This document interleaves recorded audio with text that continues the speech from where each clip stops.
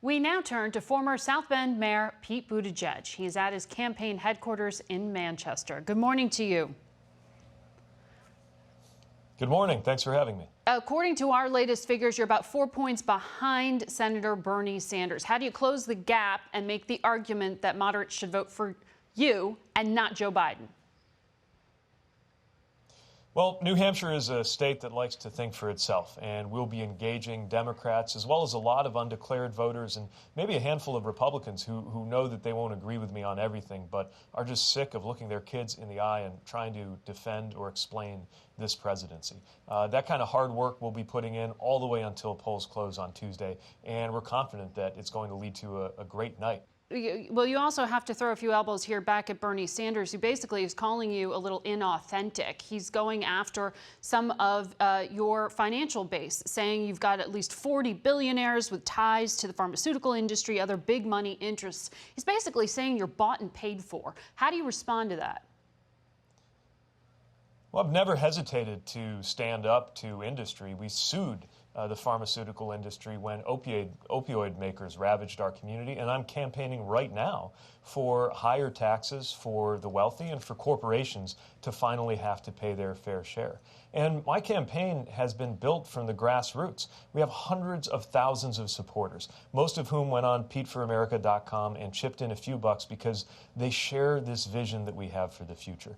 You know, being the mayor of South Bend, Indiana is not an establishment powerhouse. We're here because this message, this vision that I'm offering is connecting with voters of all backgrounds. And at a time like this, if somebody is ready to help us put together the campaign that's going to defeat Donald Trump, then I welcome that support, no matter how they voted in the past, no matter if they've got a lot of money or not. I want their help because, let me tell you, Donald Trump and his allies right now are doing everything they can to hold on to power. Yep. They just raised $25 million in a day. We need to go into that fight with everything that we've got. And I'm not going to define my campaign by whose help we reject or whose support we turn away. This is a moment to bring everybody that we can into common cause, just as we have to unify the country after we do win. Joe Biden says you're unelectable, inexperienced, and today said you're unable to unify the black community. He also released a digital ad. Let's listen. Joe Biden helped save the auto industry, which revitalized the economy of the Midwest and led the passage and implementation of the Recovery Act, saving our economy from a depression. Pete Buttigieg revitalized the sidewalks of downtown South Bend by laying out decorative brick. And both Biden and Buttigieg have made hard decisions. Despite pressure from the NRA, Joe Biden passed the assault weapons ban through Congress. Then he passed the Violence Against Women Act. And even when public pressure mounted against him, former Mayor Pete fired the first African-American police chief of South Bend. And then he forced out the African-American fire chief, too. How do you respond to that? Well, it's a typical political attack that doesn't tell most of the story. He makes no mention of the work that we did, for example, in my administration, appointing the first African-American top lawyer for the city, helping the first citywide executive African-American woman get elected in South Bend, and really minimizing the experience of my city. And I know that a lot of mayors are speaking up today about the idea that what happens in communities doesn't count. Maybe my community does look good, does look small from the perspective of Washington, but to us, a lot of times it's the infighting in the Washington establishment that looks small, and the work that we're doing on the ground in communities that are tired of being treated as a Washington punchline. Lastly, how do you instill confidence in the public that the Democratic Party can run this election with integrity, given the confusion that just happened in Iowa? Well, the delay was frustrating. I imagine nobody had more cause to be frustrated than I did. But at the end of the day, this is about voters standing up and talking about and voting for the future that they want. It's voters asking the question, how's my life going to be different depending which president that we get?